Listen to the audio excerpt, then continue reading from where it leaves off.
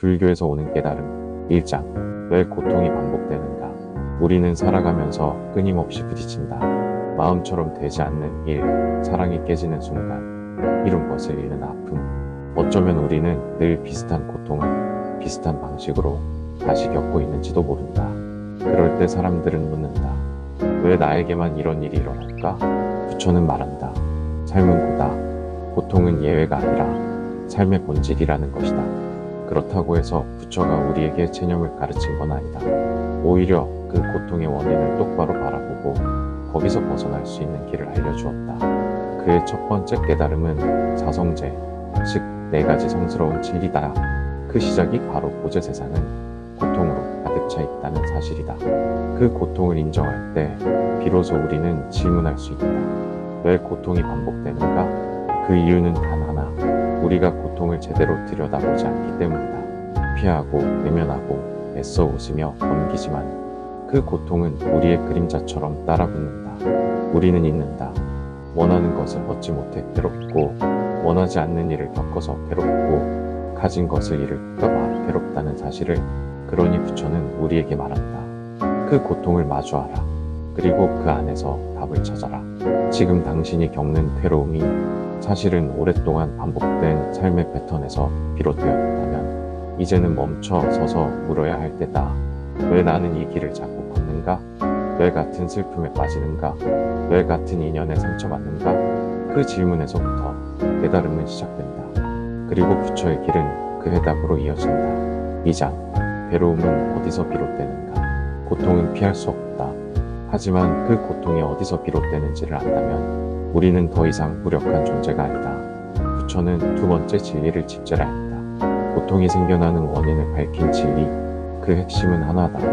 가래, 즉 갈망하고 애타는 마음, 무언가를 간절히 바라는 그 마음이 고통의 뿌리라는 것이다. 우리는 언제나 무언가를 바란다. 사랑받고 싶고, 인정받고 싶고, 더 많이 갖고 싶고, 더 안전하길 원한다. 하지만 그 바람은 늘 만족되지 않는다. 잠깐의 기쁨 뒤에는 더 큰 갈망이 찾아오고 충족되지 않으면 괴로움으로 바뀐다. 예를 들어보자. 어떤 사람이 연인을 잃었다. 그는 슬픔에 빠진다. 하지만 그 슬픔의 근원은 사랑이 아니라 그 사랑이 내 것이었기를 바란 집착에서 온다. 내 곁에 있어줘야 해. 날 떠나면 안 돼. 이런 갈망이 충족되지 않을 때 우리는 괴로워진다. 또 어떤 사람은 부자가 되고 싶다. 부자가 되면 괴롭지 않을 거라 믿는다. 하지만 돈이 생긴다고 해서 고통이 사라지는 것이 아니다. 더 많은 돈, 더 높은 위치, 더 강한 안정감을 원하게 되고 그 끝없는 바람 속에서 우리는 더 깊은 불안을 느낀다. 그래서 부처는 말한다. 고통의 씨앗은 바깥에 있지 않다. 그 씨앗은 우리의 욕망 안에 있다. 이 진실을 받아들이는 건 쉽지 않다. 우리는 바라는 것들이 정당하고 필요한 것들이라고 믿는다. 그러나 그 믿음조차도 깊은 속에서는 집착일 수 있다. 그렇다고 욕망을 없애야 한다는 뜻은 아니다. 부처는 억누르라 하지 않았다. 그는 다만 우리가 욕망을 들여다보기를 원했다. 욕망이 나를 끌고 가는지 내가 욕망을 다스리는지를.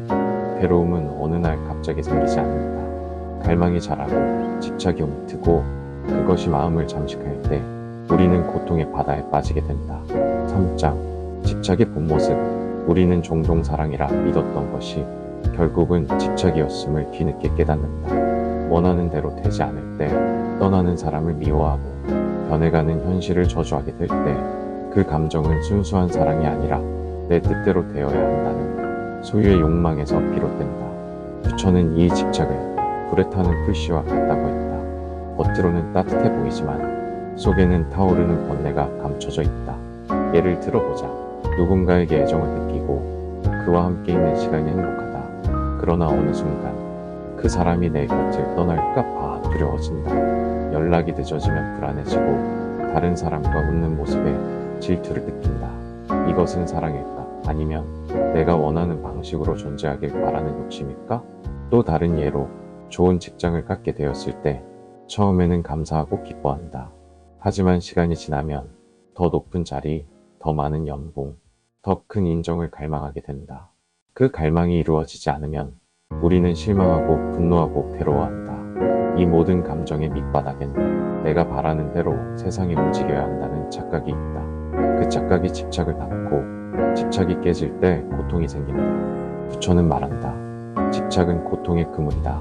그 그물을 찢지 않으면 자유로워질 수 없다. 하지만 집착은 교묘하다. 그것은 사랑, 책임, 열정이라는 이름으로 우리 삶에 녹아들어 있다. 그래서 우리는 그걸 집착이라 느끼지 못한다.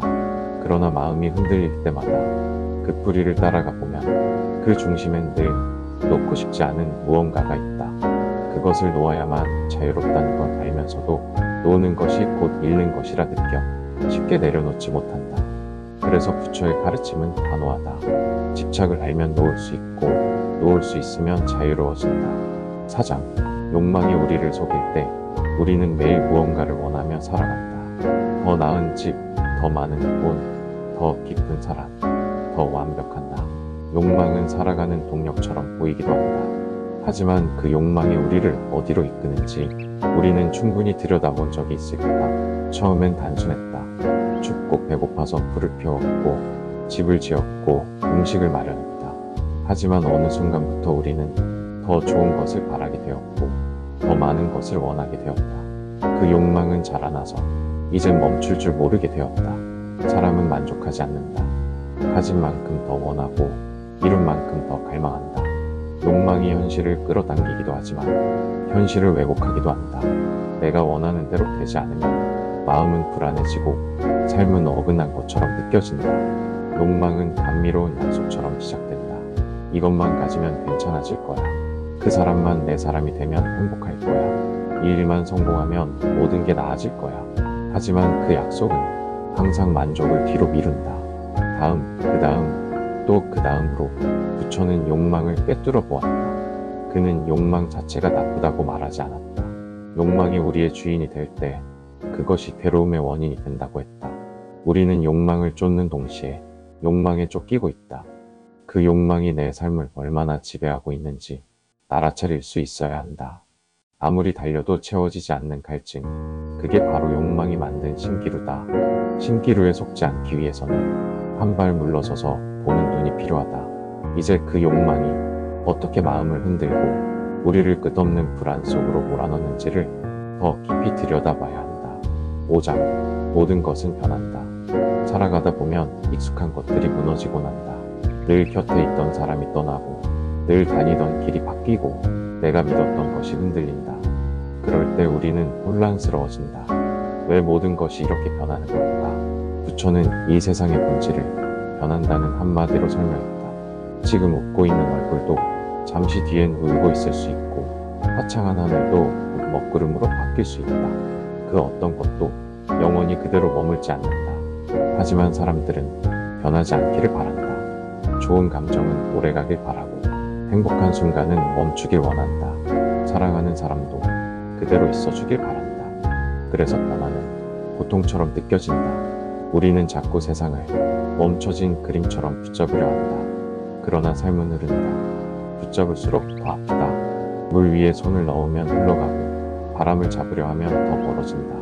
그게 자연의 이치다. 부처는 말한다. 이 세상에 변하지 않는 것은 없다. 몸도 마음도 관계도 상황도 끊임없이 흘러간다. 그 흐름을 거스르려 할수록 삶은 고통스러워진다. 하지만 이 진실을 받아들일 수 있다면 마음은 조금씩 가벼워진다. 흘러가는 것을 흘러가게 두는 것, 붙잡기보다는 보내는 것, 그 안에 평온이 있다. 지금 겪는 아픔도 언젠가는 지나갈 것이다. 지금의 기쁨도 머물지 않을 것이다. 모든 것은 흘러간다. 6장, 무상함을 직면하는 용기. 우리는 알고 있다. 모든 것이 변한다는 사실을. 하지만 막상 그것을 직면하는 일은 쉽지 않다. 사랑이 식고 우정이 멀어지고 내가 만든 것이 무너질 때 사람들은 말한다. 왜 이렇게 됐을까? 어떻게 이럴 수 있을까? 하지만 그건 이례적인 일이 아니라 살아있는 것들이 겪는 자연스러운 흐름이다. 꽃은 피고 지고 나이도 자라고 늙는다. 처음의 설렘은 익숙함이 되고 익숙함은 어느 날 이별이 되기도 한다. 무상은 모든 존재의 특징이다. 무상은 슬픔이 아니라 진실이다. 하지만 사람들은 무상을 피하고 싶어 한다.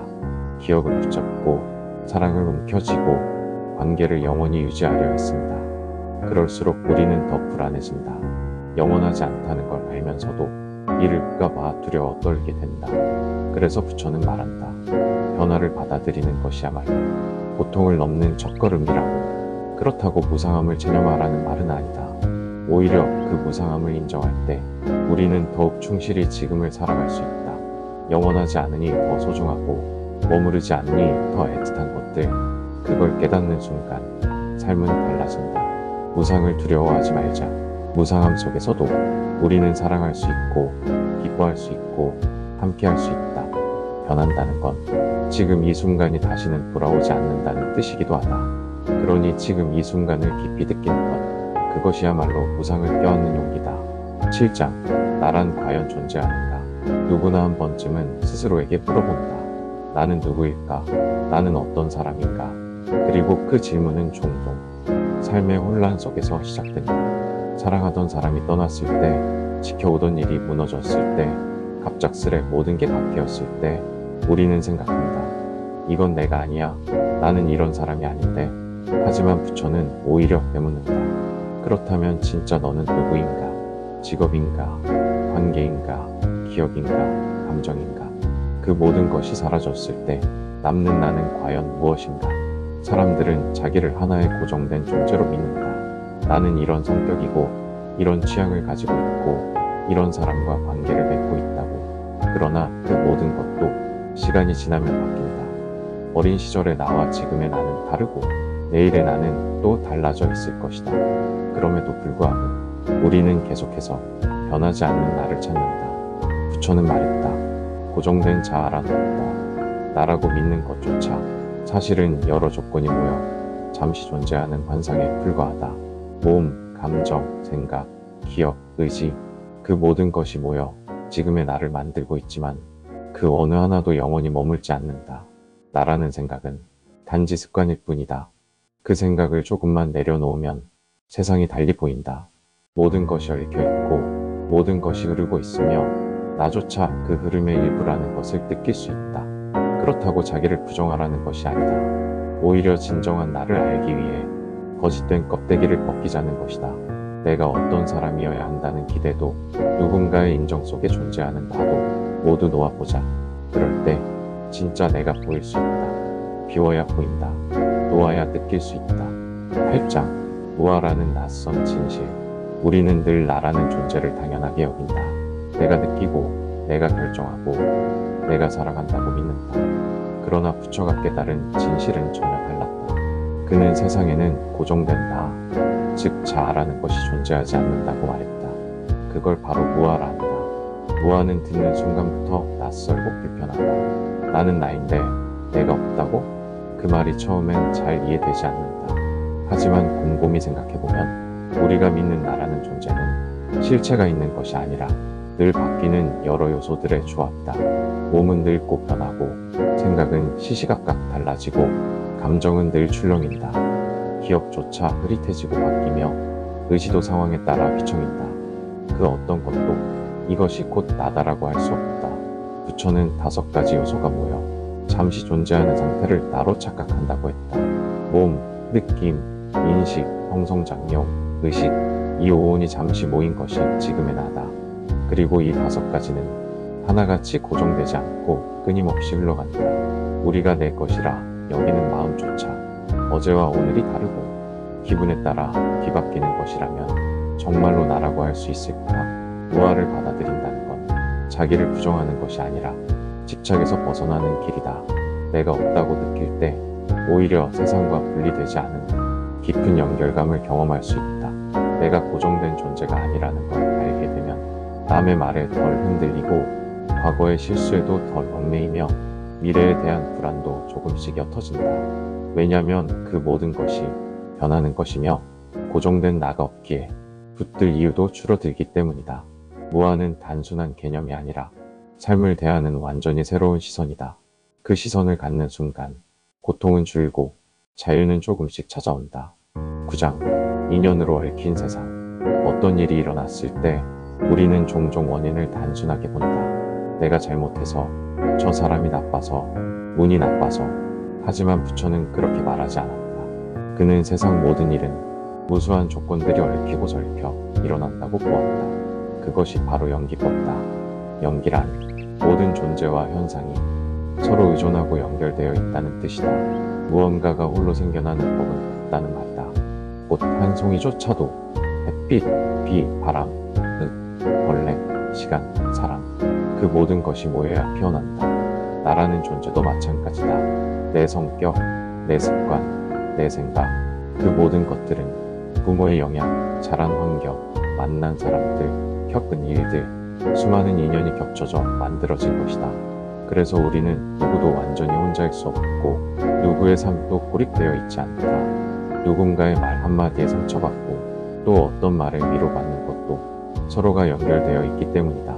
연기법을 이해하면 자기 중심적인 생각에서 조금씩 벗어날 수 있다. 모든 일이 나 때문만도 아니고 남 때문만도 아니라는 걸 알게 된다.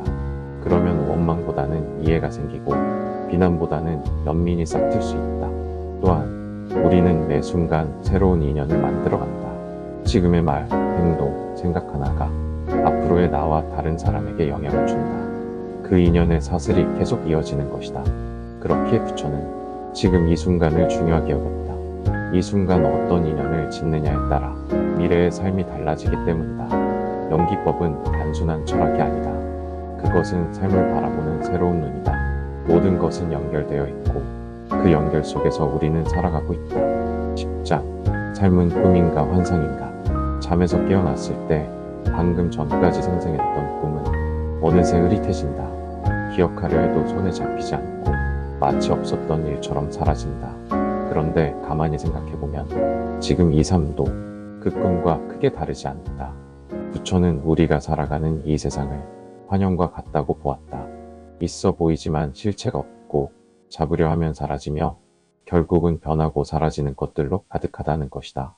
우리가 그렇게 애쓰며 쌓아온 것들, 돈, 명예, 지위, 사랑, 감정 그 모든 것이 결국은 무너지고 흩어진다. 남는 건 없다. 꿈처럼, 안개처럼. 하지만 우리는 그 환상에 몰입한다. 영원할 거라 믿고 절대 변하지 않을 거라 믿는다. 그래서 더 크게 슬퍼하고 더 깊이 집착하게 된다. 삶이 꿈과 같다는 걸 안다는 건 인생을 가볍게 여기자는 게 아니다. 오히려 그 안에 진실한 마음으로 살아가자는 뜻이다.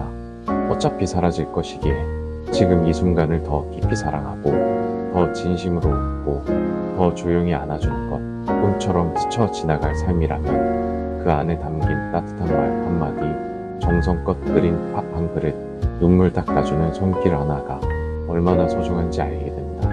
세상은 실체 없는 흐름이다. 마음도, 관계도, 기억도 하루아침에 바뀔 수 있다. 그러니 너무 움켜쥐지 말자. 놓칠까 두려워 애쓰지 말자. 대신 지금 내 앞에 있는 이 순간에 진심을 다하자.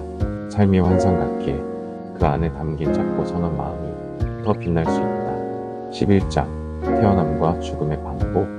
누군가는 인생을 처음 살아가는 것 같지 않다고 말한다. 설명할 수 없는 끌림, 이유 없는 두려움, 알지도 못했던 감정이 어느 순간 불쑥 올라올 때 그건 어쩌면 우리가 수없이 태어나고 죽는 길을 이미 지나온 존재라는 증거일지도 모른다. 부처는 삶과 죽음을 하나의 순환으로 보았다. 단절된 것이 아니라 인연 따라 끊임없이 이어지는 흐름, 그것을 윤회라 한다. 삶은 한 번으로 끝나지 않는다. 죽음은 끝이 아니라 또 다른 시작이다. 마치 해가 지면 달이 뜨고 달이 지면 다시 해가 떠오르듯 우리 존재 또한 끊임없이 생멸을 반복한다. 그렇다면 무엇이 다음 생을 만들까? 바로 없다. 내가 지금까지 지은 생각과 말과 행동이 다음 삶의 씨앗이 된다. 선한 마음은 선한 길을 만들고 탐욕과 분노는 어두운 길을 만든다. 이 윤회의 법칙은 우리 삶에 커다란 책임을 부여한다. 지금 이 순간의 선택이 미래의 나를 만든다는 뜻이기에 우리는 매일 작은 인연 하나하나를 신중하게 다루어야 한다. 그리고 동시에 이 윤회는 삶에 대해 겸허함을 안겨준다. 지금 겪는 고통이 어쩌면 과거에 내가 남긴 흔적일 수도 있고 지금의 선한 행위가 앞으로의 길을 밝히는 등불이 될 수도 있다. 부처는 말한다. 삶은 돌고 돈다. 하지만 그 순환이 영원한 것은 아니다. 지혜를 얻고 집착을 버리고 마음을 비울 수 있다면 우리는 이 끝없는 흐름에서 벗어날 수도 있다. 윤회를 깨닫는 순간 삶은 더 이상 우연이 아니다. 모든 만남과 이별, 기쁨과 고통이 깊은 인연 속에 있다는 것을 알게 된다. 12장 법, 선택의 결과. 누군가는 말한다. 왜 나는 이런 고통을 겪는 걸까? 왜 아무 잘못도 없는데 이런 일이 나에게 일어나는 걸까? 부처는 그 질문에 간결하지만 깊은 진실로 답했다. 지금의 삶은 지금 이 순간의 선택만으로 이루어진 것이 아니라 지나온 수많은 선택과 행동의 결과, 곧 법에 따라 만들어진 것이라고. 법이란 우리가 지은 행위다. 말 한마디, 생각 하나, 행동 하나, 그 모든 것이 업이 된다. 선한 마음은 좋은 업을 남기고 악한 마음은 어두운 업을 남긴다. 그리고 그 업은 반드시 결과를 맺는다. 법은 단순한 벌이나 보상이 아니다. 그건 법칙이다. 씨앗을 심으면 꽃이 피고 가시를 심으면 상처를 입듯 우리가 지은 업은 시간이 지나 반드시 우리에게 되돌아온다. 때로는 지금 당장 결과가 보이지 않는다. 그래서 사람들은 업을 믿지 못한다. 하지만 씨앗이 뿌려지고 싹이 날 준비를 하듯 모든 업은 때를 기다린다. 부처는 업을 이야기하면서 운명을 말한 것이 아니다. 오히려 지금 이 순간 우리가 바꿀 수 있다는 희망을 이야기했다. 지금 짓는 업이 미래를 바꿀 수 있기 때문이다. 우리는 늘 선택하고 있다. 누군가에게 따뜻한 말을 건넬 것인지, 화를 낼 것인지, 용서할 것인지, 외면할 것인지, 그 작고 사소한 선택들이 쌓이고 쌓여 우리의 삶을 만든다. 그리고 그 삶이 다시 다음 삶을 잇는다. 과거의 업은 바꿀 수 없지만 지금 짓는 업은 우리가 선택할 수 있다. 그 선택이 더 평온한 내일로 이어질 수 있다.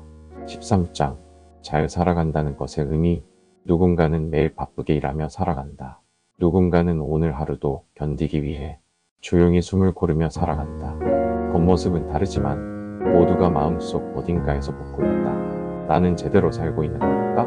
부처는 삶을 단지 생존의 과정으로 보지 않았다. 그는 잘 사는 삶이란 탐욕과 미움, 어리석음에서 벗어나 지혜롭고 자비롭게 존재하는 것이라 보았다. 다시 말해 삶을 어떤 방식으로 채워나가느냐가 진정한 잘 사는 삶을 결정한다는 것이다. 잘 살아간다는 건 큰 돈을 벌거나 사람들에게 인정받거나 대단한 업적을 남기는 것이 아니다. 그보다는 매 순간 바른 마음으로 살려고 애쓰는 것이다. 누군가를 이해하려고 노력하는 마음, 화를 참아내고 남을 탓하기보다 돌아보려는 자세, 작은 것에도 감사할 줄 아는 마음, 이 모든 것이 잘 살아가고 있다는 증거가 된다. 부처는 팔정도라는 삶을 바르게 사는 8가지 길을 제시했다. 바른 견해, 바른 생각, 바른 말, 바른 행위, 바른 생업, 바른 노력, 바른 마음 챙김, 바른 집중. 그 길은 아주 특별한 능력을 요구하지 않는다. 다만 하루하루 마음을 닦고 자신을 바라보며 조금 더 나은 방향으로 살아가고자 하는 그 마음 하나면 충분하다. 그리고 무엇보다 중요한 건 타인을 위한 삶이기도 하다는 점이다. 자신만을 위해 사는 삶은 결국 외롭고 무너지기 쉽다. 타인에게 따뜻한 말 한마디, 작은 도움을 주는 손길, 그 모든 것이 세상에 작은 평화를 퍼뜨리는 길이 된다. 잘 산다는 건 늘 완벽한 사람으로 사는 게 아니다. 넘어지면서도 다시 일어서고 실수하면서도 배워가는 것, 그 자체로 의미가 있다. 14장 자비가 세상을 바꾼다. 세상이 점점 차가워졌다고들 말한다. 서로에게 무관심하고 조금만 다르면 미워하고 상처를 주고도 미안해하지 않는 일들이 많아졌다. 그럴수록 더 절실해지는 마음이 있다. 바로 자비다. 자비는 단순한 연민이 아니다. 그건 남을 내려다보는 마음이 아니라 진심으로 함께 아파하고 함께 웃어줄 수 있는 따뜻한 마음이다. 부처가 말한 자비는 누구를 돕느냐보다 어떤 마음으로 대하느냐에 더 가깝다. 내가 겪지 않은 고통이라도 함께 느껴보려는 노력, 남이 무너질 때 그 마음을 외면하지 않고 조금이라도 덜어주려는 자세, 그게 자비다. 자비는 세상을 바꾼다. 단 한 사람의 말 한마디, 한 번의 이해, 한 번의 용서가 누군가의 삶을 구할 수 있다. 자비는 나를 위한 것이기도 하다. 남을 미워할수록 내 마음이 상하고 남을 용서할수록 내 마음이 편안해진다. 누군가를 품는 마음은 결국 나를 치유하는 마음이기도 하다. 하지만 자비는 말처럼 쉽지 않다. 상처 준 사람을 이해해야 하고 미워했던 사람을 받아들여야 한다. 그래서 자비는 약함이 아니라 깊은 용기에서 비롯된다. 부처는 자비를 실천하기 위해 먼저 자신부터 바라보라고 했다. 나도 아픈 존재이고 나도 실수하며 살아간다는 걸 인정하면 타인의 아픔도 자연스럽게 느껴진다. 자비는 거창하지 않아도 된다. 무거운 짐을 들어주는 손길, 눈을 바라보며 건네는 따뜻한 인사, 함께 있어주는 조용한 시간, 이런 작고 소박한 자비가 세상을 바꾼다. 15장 미움 없이 살아가는 법. 미움은 너무도 자연스럽게 찾아온다. 나를 무시한 사람, 나를 상처 준 사람, 혹은 나와 다른 생각을 가진 이들 앞에서 우리는 쉽게 분노하고 미워하고 때로는 그 감정을 오래 굽는다. 하지만 그 미움은 상대를 향해 던진 불덩이처럼 보여도 사실은 나를 가장 먼저 태운다. 내 마음을 조이게 만들고 내 일상에 그림자를 들이운다. 부처는 이렇게 말했다. 미움은 미움으로 사라지지 않는다. 사랑만이 미움을 없앨 수 있다. 이 말은 단순한 이상이 아니다. 살아보면 정말 그렇다. 미움을 품은 채 살아가면 마음속에 끝없는 투쟁이 생긴다. 생각만 해도 화가 나고 상대의 말 한마디에 예민해지고 심지어 아무 관계 없는 사람에게도 그 감정을 흘려보내게 된다. 그래서 미움을 놓는 일은 상대를 위한 일이 아니라 나 자신을 위한 일이다. 그 미움을 내려놓을 수 있을 때 비로소 마음이 평온해진다. 하지만 미움을 없애는 일은 억지로 참고 눌러두는 것이 아니다. 그 감정을 인정해야 한다. 나도 아팠다는 것, 나도 상처받았다는 것, 그래서 미워할 수밖에 없었던 마음을 먼저 이해해줘야 한다. 그리고 그 감정에 머무르지 않겠다는 선택을 해야 한다. 나는 더 이상 이 감정에 묶이지 않겠다. 그 다짐이 반복될수록 마음은 조금씩 자유로워진다. 상대가 달라지지 않더라도 내가 나를 지킬 수 있다면 그것이 진짜 힘이다. 그 힘이 자비와 지혜에서 나온다. 미움 없이 산다는 건 결코 쉬운 일이 아니지만 결국은 우리가 바라는 가장 평화로운 삶의 형태다. 16장 용서란 무엇인가? 용서란 무엇일까? 잘못한 사람을 그냥 넘어가는 것일까? 아무 일 없던 것처럼 행동하는 걸까? 그래서 많은 사람들이 용서를 어렵게 느낀다. 용서하면 지는 것 같고 상대의 잘못을 받아들이는 것 같아서 마음이 쉽게 열리지 않는다. 하지만 부처가 말한 용서는 상대가 아닌 자기 자신을 위한 일이었다. 마음속에 켜켜이 쌓인 분노와 미움을 더는 품고 살지 않겠다는 선언. 그게 바로 진짜 용서다. 용서는 잊는 것이 아니다. 그 기억은 사라지지 않는다. 하지만 그 기억에 휘둘리지 않겠다는 것, 다시 그 감정의 노예가 되지 않겠다는 것, 그 결심이 바로 용서다. 용서한다고 해서 그 사람이 달라지지 않는다. 상황이 바뀌는 것도 아니다. 하지만 용서를 선택한 그 순간 마음속 무게 하나가 내려앉는다. 왜냐하면 용서는 나를 가둔 감정에서 벗어나는 길이기 때문이다. 상대를 풀어주는 것이 아니라 나 자신을 자유롭게 하는 것이다. 그리고 용서는 시간이 걸리는 일이다. 억지로 하는 것도 아니고 당장 완벽히 되는 것도 아니다. 그러니 서두를 필요는 없다. 다만 마음을 들여다보며 조금씩 가볍게 만드는 것, 그것만으로도 충분하다. 용서할 수 없는 날에는 그저 인정해도 좋다. 나는 지금 아직 아프다. 그 말 한마디가 용서의 시작이 될 수 있다. 부처는 삶을 고통의 바다라 했지만 그 고통을 바라보는 눈은 언제든 부드러워질 수 있다고 믿었다. 그 눈이 바로 자비이며 그 자비가 곧 용서로 이어진다. 17장 남을 돕는 것이 곧 나를 돕는 것. 우리는 흔히 도움을 주는 걸 주는 것이라 생각한다. 내 시간, 내 돈, 내 마음을 나눠주는 일. 그래서 어떤 사람은 도움을 주면서 손해를 본다고 느끼고 어떤 사람은 남을 챙기다가 지쳐버리기도 한다. 하지만 부처는 정반대로 말했다. 남을 돕는 일이야말로 진정한 자기 구원의 길이라고. 도움은 일방적인 것이 아니다. 누군가를 돕는 그 순간 사실은 내 안에 잠들어 있던 따뜻함이 깨어난다. 누군가의 아픔을 보듬을 때 내 마음도 같이 부드러워지고 그를 일으키는 손길 속에 나 역시 위로받게 된다. 도움은 곧 연결이다. 내가 베푼 작은 친절이 누군가의 하루를 바꾸고 그 하루가 또 다른 이에게 전해질 수 있다. 마치 물에 던진 돌멩이 하나가 멀리 퍼져나가는 물결을 만들듯 내가 만든 선한 인연은 어디론가 조용히 퍼져간다.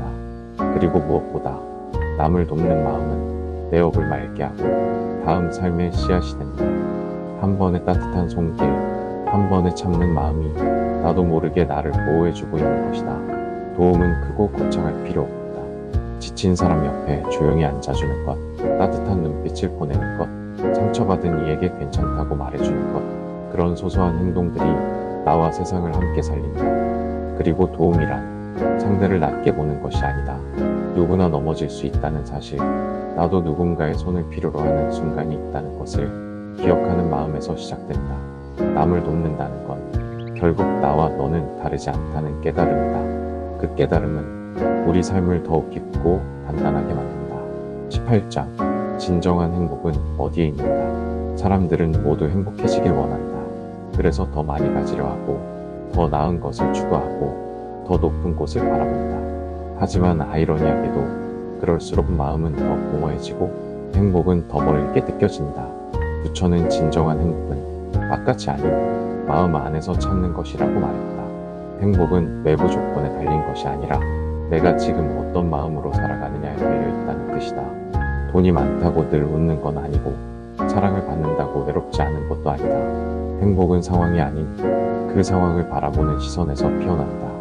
아무리 좋은 것을 가져도 늘 더 나은 것을 원한다면 그 욕망은 끝이 없다. 그러나 지금 있는 것에 감사할 수 있다면 아무것도 바뀌지 않아도 마음은 평화로워진다.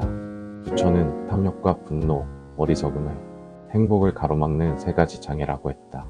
이 세 가지가 마음을 흐리게 만들고 지금 누릴 수 있는 기쁨조차 보지 못하게 만든다는 것이다. 행복은 크고 대단한 것이 아니다.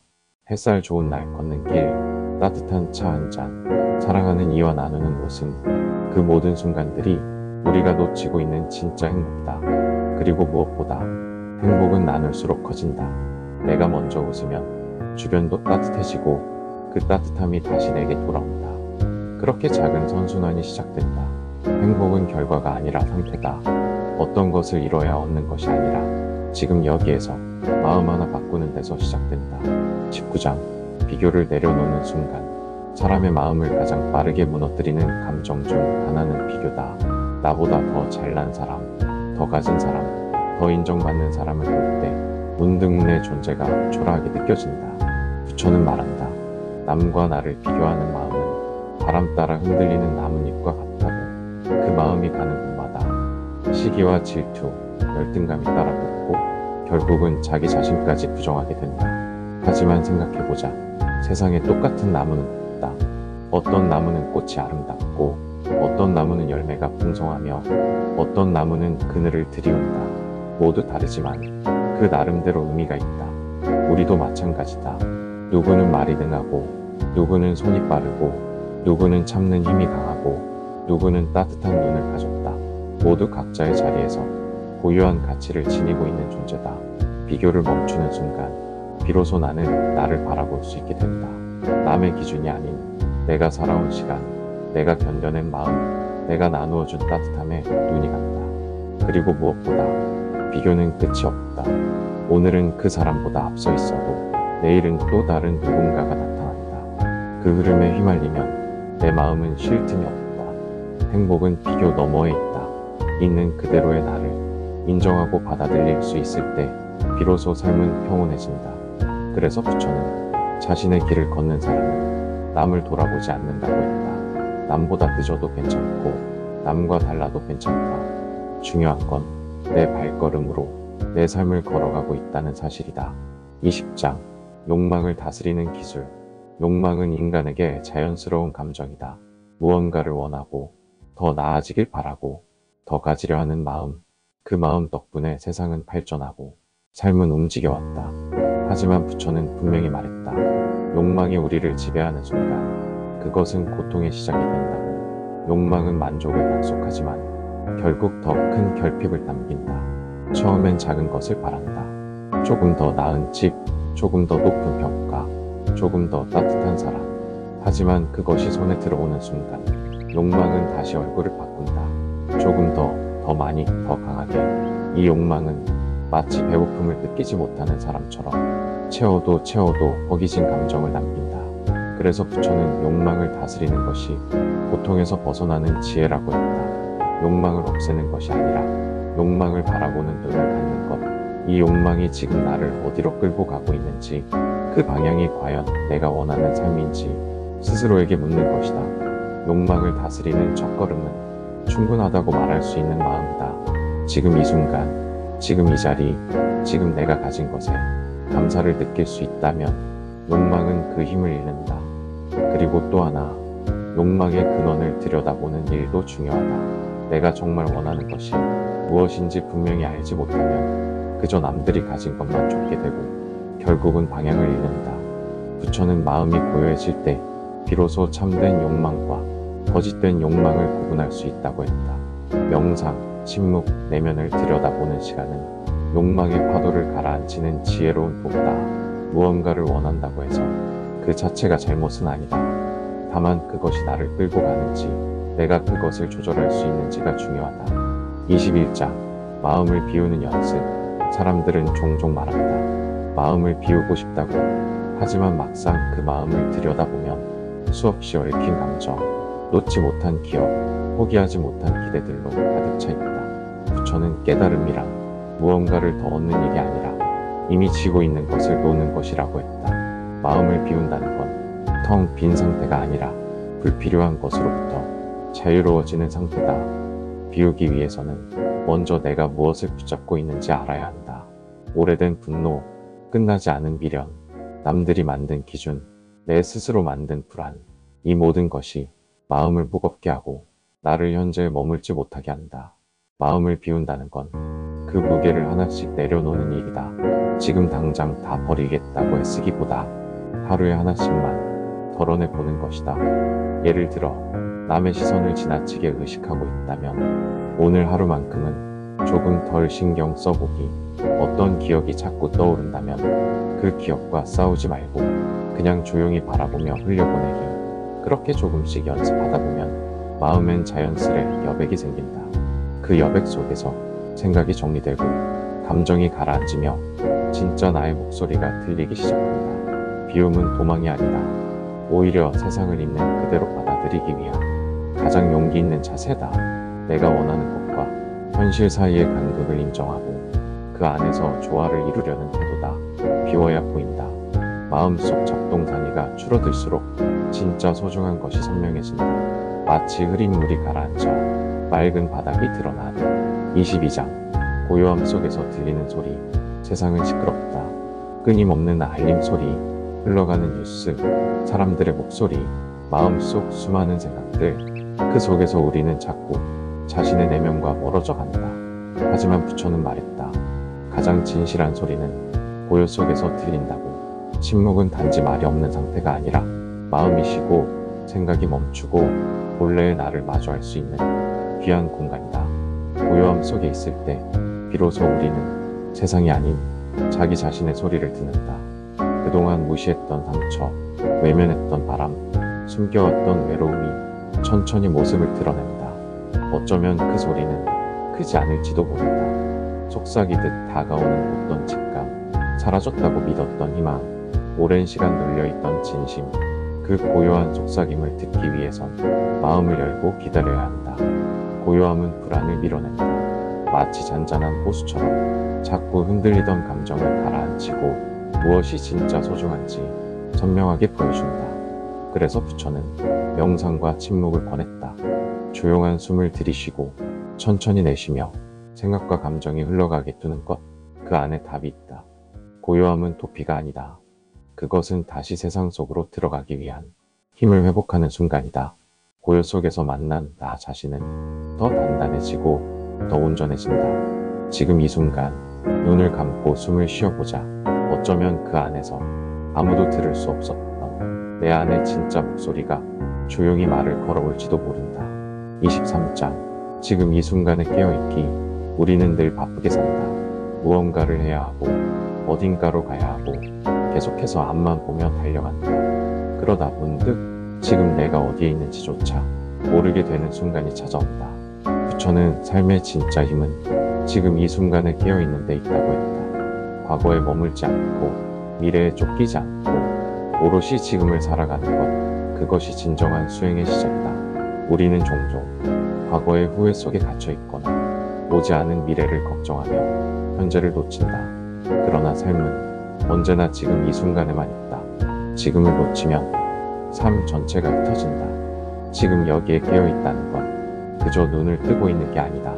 내 숨결을 느끼고 내가 서 있는 땅을 느끼고 눈앞의 사람에게 진심으로 집중하는 것이다. 길을 걸을 때는 걷는 것에만, 밥을 먹을 때는 먹는 것에만, 대화를 나눌 땐 말 한마디에 마음을 실어보자. 그렇게 단순하지만 온전한 집중 속에서 우리는 놀라운 충만함을 느끼게 된다. 지금 이 순간은 결코 다시 오지 않는다. 같은 풍경, 같은 얼굴, 같은 하늘이라도 오늘은 오늘만의 빛을 가지고 있다. 그걸 알아차리는 것, 그게 깨어있는 삶이다. 부처는 과거는 지나갔고 미래는 오지 않았다. 오직 현재만이 너의 것이다. 라고 했다.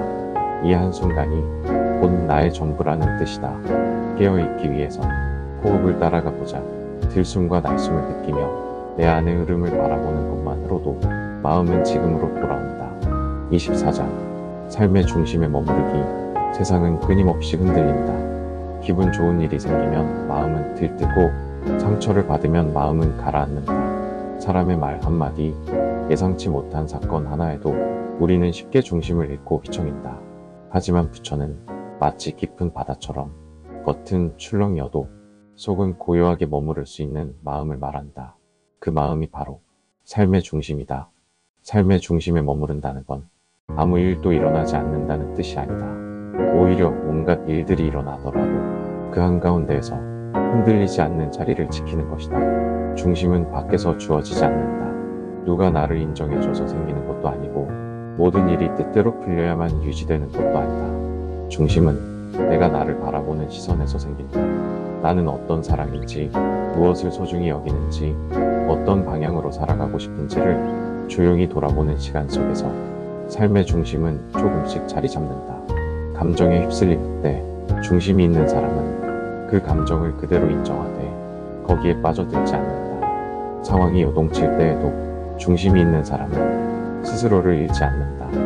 그 중심을 잡기 위한 방법은 그리 특별하지 않다. 규칙적인 호흡, 짧은 명상, 마음속 말 다듬기, 그리고 내 삶의 가치 되새기기.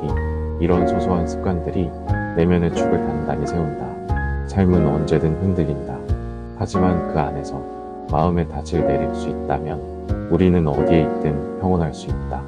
25장 중도의 지혜. 삶을 살아가다 보면 양극단으로 치우치기 쉽다. 모든 것을 다 갖고 싶거나 아예 아무것도 바라지 않거나 끝없이 쫓거나 모든 걸 포기하거나 그런 마음의 진동 속에서 우리는 지치고 흔들린다. 부처는 그 길을 걷지 않았다. 그는 고행의 극단에서 돌아와 쾌락도 고통도 아닌 가운데 길, 즉 중도를 선택했다. 중도는 타협이 아니다. 삶의 중심을 잃지 않고 지혜롭게 균형을 잡는 태도다. 중도는 늘 적당함을 이야기하지 않는다. 그보다는 본질을 꿰뚫는 바른 시선이다. 예를 들어 즐거움을 무조건 거부하지도 않고 그것에 집착하지도 않는다. 무엇이 진짜 도움이 되고 무엇이 스스로를 해치는지를 깊이 들여다본 다음 균형 있는 길을 걷는 것이다. 중도는 상황에 따라 유연하고 마음에 따라 유동적이다. 그렇기에 지혜가 필요하다. 어디에 머물러야 할지, 어디에서 벗어나야 할지 판단하는 안목이 있어야 한다. 사람들은 종종 그래도 하나쯤은 확실히 해야 하지 않냐고 묻는다. 하지만 확실함이라는 이름 아래 우리는 쉽게 독단에 빠지고 마음을 닫게 된다. 중도는 그 틈에서 이해와 자비, 평온을 이끌어낸다. 부처가 걸었던 중도의 길은 삶을 무겁게 하지 않았다. 오히려 고통을 줄이고 자유를 넓히는 길이었다. 무리하지 않되 게으르지 않고 비우되 무시하지 않는 길.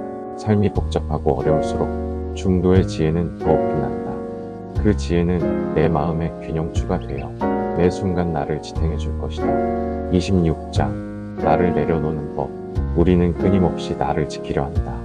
내가 옳다는 생각, 내가 더 낫다는 믿음, 내 방식이 정답이라는 확신. 그 모든 것이 스스로를 단단히 맞는 듯 보이지만 실은 그 안에 수많은 긴장과 불안이 숨어 있다. 부처는 말했다. 진정한 자유는 나라는 개념을 내려놓을 때 온다고. 여기서 말하는 나는 이름이나 외모가 아니라 자아에 대한 집착, 즉 스스로 만든 틀과 역할이다. 나를 내려놓는다는 건 무기력해지는 것이 아니다. 오히려 더 유연해지는 것이다. 남이 나를 어떻게 보는지 일일이 신경 쓰지 않아도 되고, 작은 실수에도 자존심이 무너지지 않는다. 우리는 살아가며 수없이 많은 얼굴을 쓴다. 착한 사람, 유능한 사람, 강한 사람, 착실한 사람, 그 역할을 잘 해내기 위해 애쓰고 조이고 다듬지만 그만큼 마음은 지친다. 어느 순간 그 가면을 벗고 싶어진다. 조금 부족해도 괜찮다고, 오늘은 좀 흔들려도 된다고 나 스스로를 안아주는 순간 비로소 우리는 편안해진다. 나를 내려놓기 위해서는 먼저 내가 얼마나 나를 쥐고 있었는지를 알아차려야 한다. 고집, 자존심, 체면, 욕심, 그걸 놓는다고 내가 사라지는 건 아니다. 오히려 진짜 내가 드러난다. 마음을 낮추고 상대를 이해하고 흘러가는 것을 인정할 때 우리는 더 큰 평온에 닿게 된다. 내려놓는 건 패배가 아니다. 그건 더 이상 애쓰지 않아도 된다는 깊은 해방의 시작이다. 27장. 모든 생명은 평등하다. 세상엔 수많은 존재가 있다. 사람, 동물, 곤충, 나무, 바람, 돌멩이까지. 그 중에서도 사람은 자주 스스로를 가장 위에 있는 존재라고 믿는다. 생각하고 말하며 선택할 수 있다는 이유로 나머지 생명들을 함부로 대하기도 한다. 하지만 부처는 그렇게 보지 않았다. 그는 모든 생명이 서로 다른 모습일 뿐 존재의 가치는 다르지 않다고 가르쳤다. 누구나 고통을 느끼고 누구나 행복을 원하며 누구나 살아있기에 소중하다는 것이다. 우리는 종종 자신과 다른 존재를 낮게 본다. 생김새가 다르고 말이 통하지 않고 배우지 못했거나 약해 보인다고 해서 마치 덜 된 존재처럼 여긴다. 그러나 그런 마음이야말로 무지에서 비롯된 차별이다. 모든 생명이 평등하다는 건 모두 똑같아야 한다는 뜻이 아니다. 각자의 자리에서 각자의 방식대로 살아가는 그 자체가 귀하다는 뜻이다. 한 그루의 나무는 아무 말도 하지 않지만 그늘을 내어주고 숨을 쉬게 하고 계절의 흐름을 알려준다. 말 못하는 동물도 슬픔을 느끼고 기쁨의 꼬리를 흔들며 때론 목숨보다 진한 사랑을 보여준다. 부처는 길을 걷자 작은 벌레 하나를 보고도 그 생명을 귀하게 여겼다. 그 안에도 수없이 많은 생의 흔적과 인연이 스며 있기 때문이다. 이 가르침을 마음에 새기면 우리는 세상을 바라보는 눈이 달라진다. 함부로 판단하지 않고 소외된 이들을 외면하지 않으며 내가 누군가보다 낫다는 교만을 내려놓게 된다. 그리고 그 눈으로 자신을 바라보면 비로소 나 자신도 존재 그 자체로 소중하다는 걸 알게 된다. 28장. 고통을 품고 나아가기. 고통은 누구에게나 있다. 겉으로는 아무렇지 않은 얼굴을 하고 살아가도 마음속 깊은 곳엔 말 못할 상처 하나쯤 다들 안고 있다. 어떤 고통은 오래되고 어떤 고통은 갑작스럽고 어떤 고통은 설명조차 어려워서 그저 조용히 꾹꾹 눌러두며 살아간다. 부처는 그런 고통을 부정하지 않았다. 오히려 삶의 본질로 받아들였다. 그는 말했다. 삶은 괴로움이고 그 괴로움을 이해하는 것이 깨달음의 시작이라고. 고통을 이겨내야 한다는 말은 때론 더 큰 짐이 된다. 부처는 고통을 이기라고 하지 않았다. 대신 고통을 바라보라고 했다. 있는 그대로 왜 생겼는지, 지금 어떤 모양으로 마음속에 있는지를 천천히 들여다보라고. 고통을 외면하면 그 감정은 더 거세진다. 하지만 고통을 품고 앉을 수 있다면 그 속엔 말하지 못했던 나의 진심이 고요히 머물러 있다. 고통을 품는다는 건 나를 불쌍히 여기는 일이 아니다. 그건 스스로를 있는 그대로 껴안는 일이다. 그래, 나는 지금 아프다.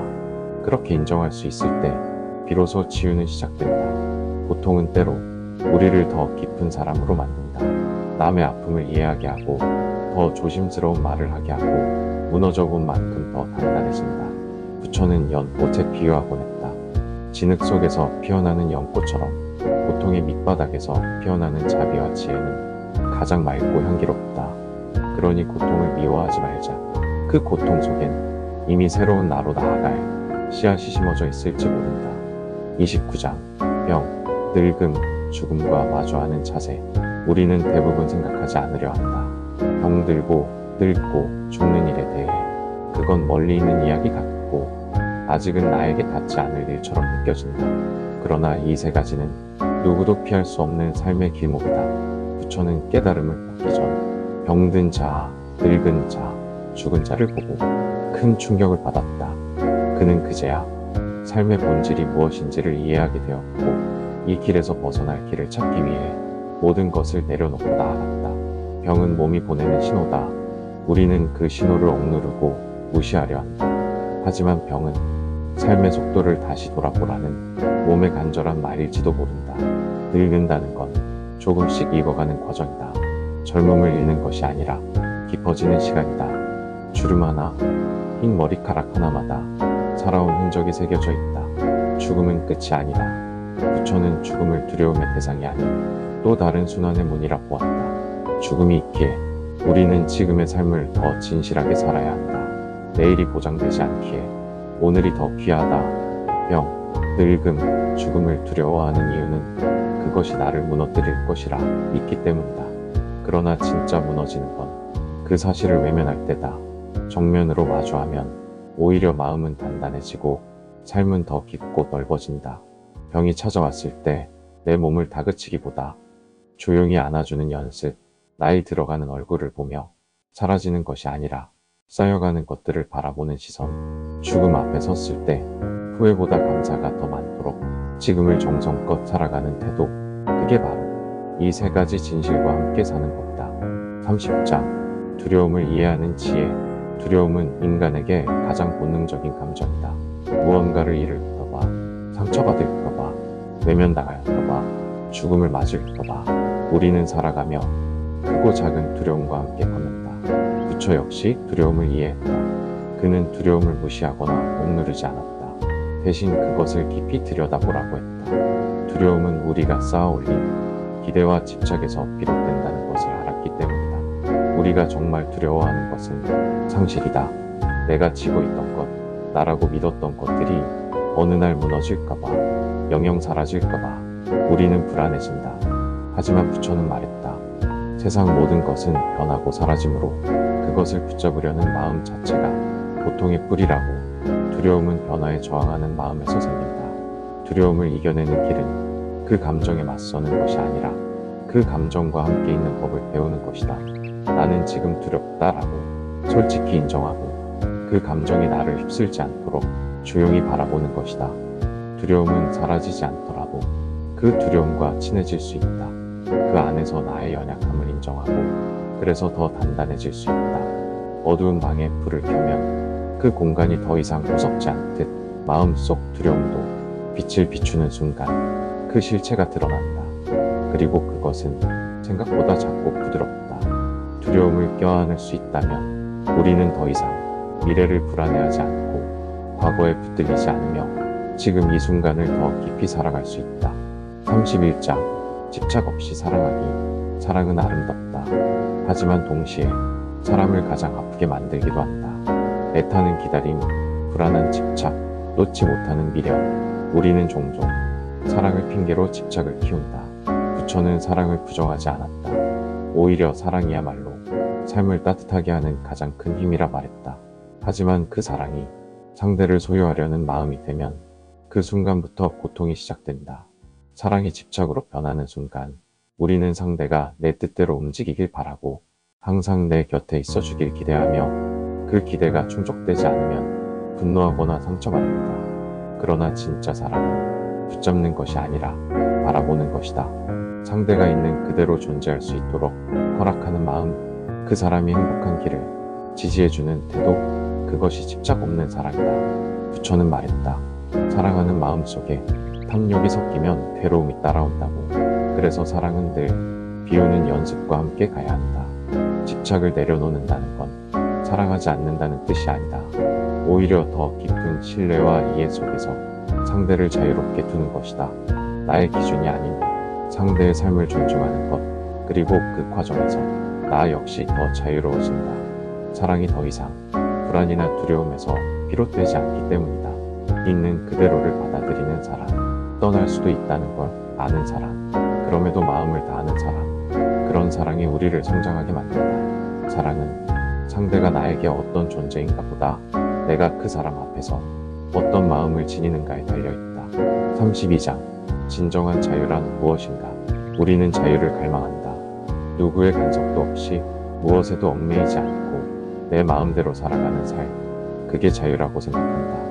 하지만 부처가 말한 자유는 그보다 훨씬 더 깊고 조용한 것이었다. 겉으로 드러나는 선택의 폭이 아니라 마음의 속박에서 벗어나는 것. 바로 그것이 진정한 자유다. 겉으론 자유로운 것처럼 보여도 욕망, 분노, 질투, 두려움, 그런 감정에 이끌려 산다면 그건 진짜 자유가 아니다. 오히려 보이지 않는 사슬에 묶여 있는 것이다. 자유란 무엇이 나를 흔들어도 내 중심을 지킬 수 있는 상태.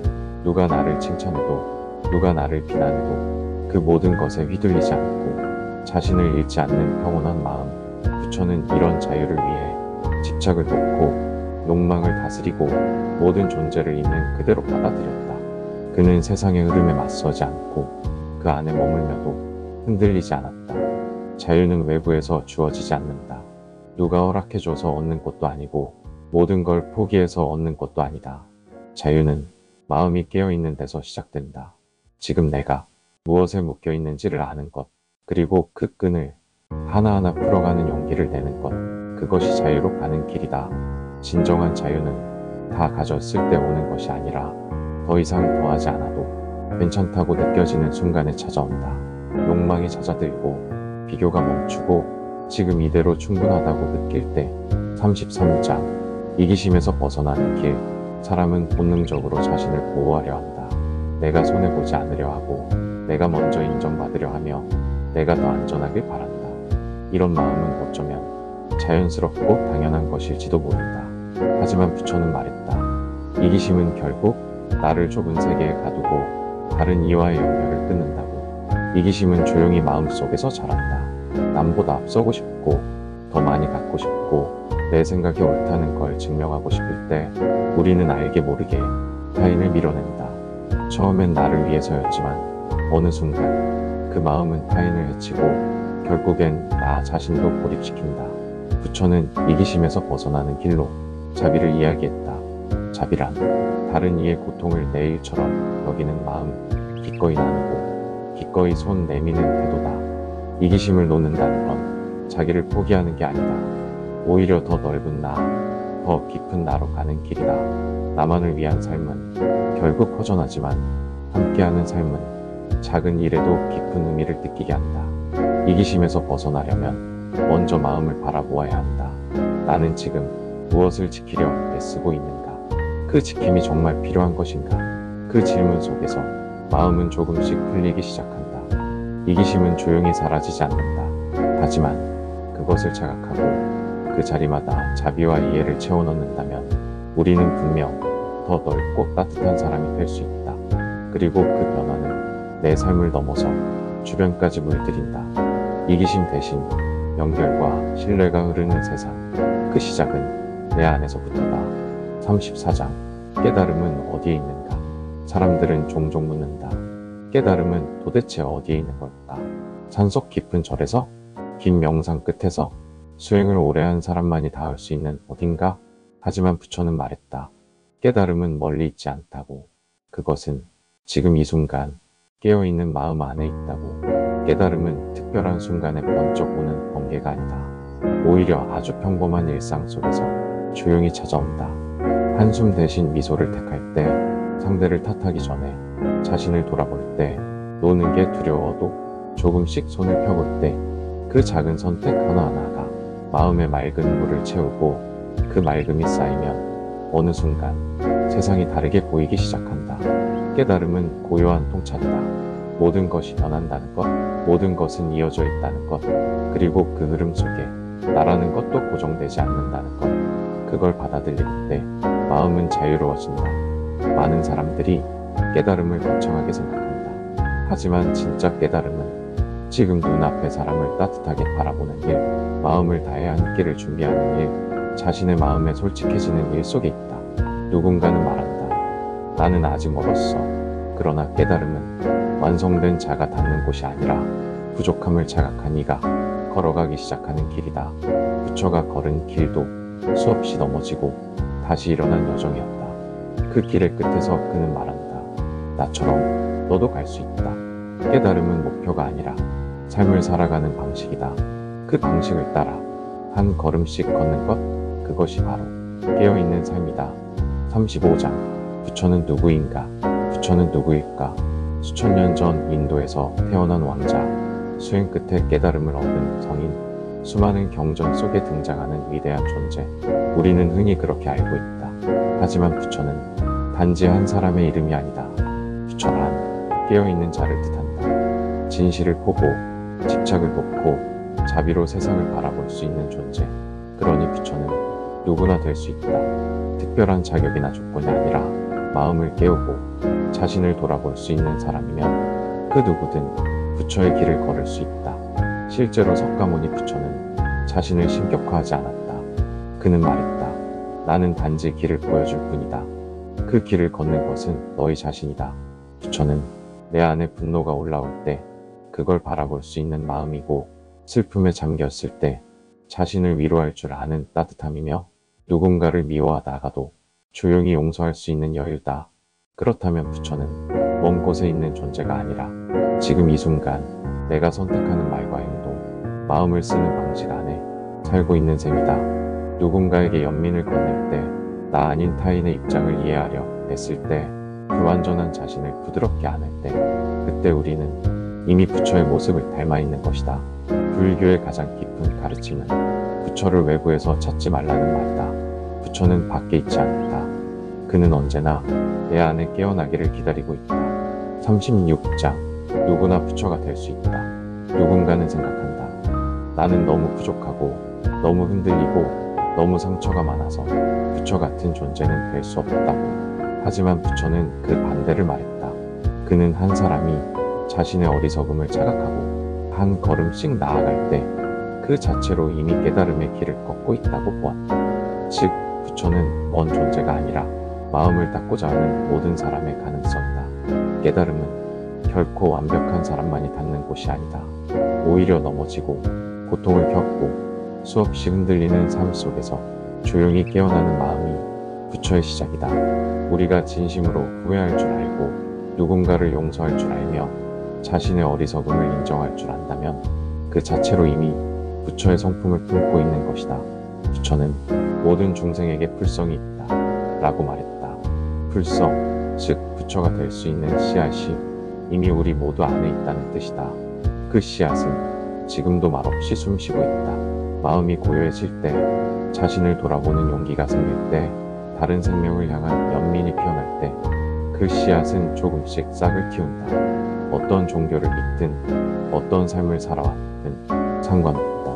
지금 이 순간 더 좋은 마음을 먹고 더 나은 선택을 하고자 한다면 그 자체로 우리는 부처의 길 위에 서 있는 것이다.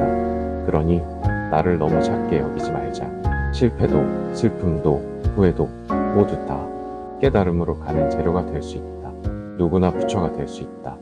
그리고 그 부처는 언제나 먼 곳이 아니라 내 안에서 조용히 깨어나기를 기다리고 있다. 37장. 삶이 곧 도다. 길을 찾는 자에게 부처는 말했다. 멀리서 찾지 말라. 그 길은 너의 발밑에 있다. 삶 자체가 곧 길이며 우리가 걷는 그 모든 순간이 수행이고 깨달음이다. 삶이 곧 도라는 말은 특별한 무엇을 의미하지 않는다. 복잡하게 생각하지 말고 지금 나의 하루, 지금 나의 숨, 지금 이 자리에서 최선을 다하는 삶 자체가 도라는 것이다. 때로는 고통스럽고, 때로는 기쁘고, 때로는 흔들리고, 때로는 고요하다. 그 모든 변화 속에서 길은 멀리 있지 않고 내 안에 있음을 깨닫는 것. 부처는 말한다. 도란 완성의 경지가 아니라 끊임없이 움직이는 흐름이다. 멈추지 않고 달려가지도 않으며 지금 이 순간에 충실한 길이다. 삶을 토로 볼 때 우리는 무언가를 이루려고 발버둥치기보다 있는 그대로를 받아들이고 그 안에서 자신의 자리를 찾는다. 길 위에 발을 내딛는 순간, 그 순간이 곧 깨달음의 시작이며 다시 걷는 순간마다 새로운 깨달음이 찾아온다. 삶은 때론 고통이고, 때론 사랑이고, 때론 무지와 지혜가 엮여 끝없이 펼쳐지는 이야기다. 그 이야기를 꿋꿋이 걸어가는 것이 바로 바로 도를 걷는 삶이며 그 자체가 부처의 길이다. 이제 우리는 이 긴 여정을 지나 마지막으로 마주할 열린 문 앞에 섰다. 38장. 그녀는 진짜 그녀였을까? 수많은 여정을 지나 마침내 마주한 그 순간 우리는 묻는다. 그녀는 진짜 그녀였을까? 진실과 거짓, 환상과 현실이 섞인 그 경계에서 우리는 혼란과 희망을 함께 느낀다.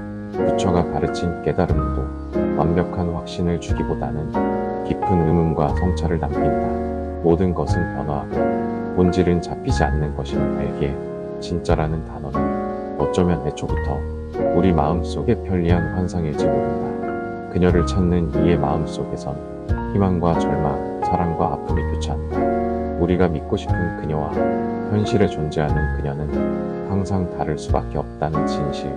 하지만 그 차이 속에서도 우리는 사랑하고 놓아주고 또 다시 만나기를 꿈꾼다. 그 과정이야말로 진짜 삶의 의미일지도 모른다. 부처는 완전한 답을 주지 않았다. 그 대신 그 의문 속에서 스스로 답을 찾으라고 했다. 그것이 깨달음의 길이며 삶을 살아가는 지혜라고. 그래서 우리는 끝나지 않는 질문과 함께 길 위에 서 있다. 그 질문이 우리를 계속 앞으로 나아가게 하니까. 39장. 새로운 삶과 희망의 문. 끝나지 않을 것 같던 어둠 속에서 우리는 작은 빛 하나를 발견한다. 그 빛은 과거의 상처를 완전히 지우진 못하지만 그 상처 위로 살며시 내려앉아 새로운 시작을 허락한다. 부처가 걸었던 길처럼 우리도 완벽하지 않은 몸과 마음으로 다시 한 걸음 내딛는다. 과거의 무게를 짊어지고도 그 무게에 눌리지 않고 상처받았던 마음을 안고도 그 아픔에 굴복하지 않는다. 희망은 멀리 있지 않다. 바로 지금 우리 안에 깃들어 있다. 새로운 만남, 새로운 사랑, 새로운 깨달음이 기다린다. 삶은 계속된다. 그리고 그 속에서 우리는 매 순간 선택한다. 놓을 것과 잡을 것, 멈출 것과 나아갈 것, 잃을 것과 얻을 것. 그 선택의 순간마다 희망은 자라고 삶은 더욱 깊어진다. 비록 길이 험하고 때로는 외롭고 불확실하지만 그 모든 것 위에 우리는 다시 서 있다. 부처가 말한 자유와 평화는 어느 먼 곳에 있지 않다. 그것은 바로 지금 이 순간 여기 우리 마음속에 있다. 이제 우리는 그 문을 열고 새로운 삶을 시작할 준비가 되었다. 그리고 그 삶의 길 위에서 언제든 다시 만날 것이다. 이 이야기는 여기서 끝나지만 여러분의 깨달음과 희망은 계속 이어지길 바란다. 40장. 여운과 새로운 시작. 이야기는 끝났지만 마음속 여운은 남아있다. 그녀가 정말 그 사람이었는지, 우리가 본 진실이 무엇이었는지 확신할 수 없다는 의문은 끝없이 우리를 따라다닌다. 하지만 그 의문 속에 삶의 진짜 의미가 숨어있다. 완벽한 답이 없어도 괜찮다. 불확실함 속에서도 우리는 계속해서 사랑하고 놓아주고 다시 일어설 수 있다. 삶은 하나의 큰 이야기이며 그 이야기의 끝은 언제나 새로운 시작이다. 부처는 말한다. 길을 걷는 이에게는 끝도 시작도 없다. 우리가 걸어가는 그 길이 바로 깨달음이고 자유이다. 이제 당신의 삶에서 당신만의 길을 걸어가라. 불완전함 속에서 빛나는 진짜 당신의 이야기를 써내려가라. 그 길 위에서 언제나 깨어있고 자비롭고 자유로운 존재로서. 그리고 기억하라. 진짜 답은 늘 당신 안에 있었다는 것을. 이로써 부처의 깨달음 이야기는 마무리된다. 당신의 여정에 깊은 평화와 빛이 함께하길 바란다.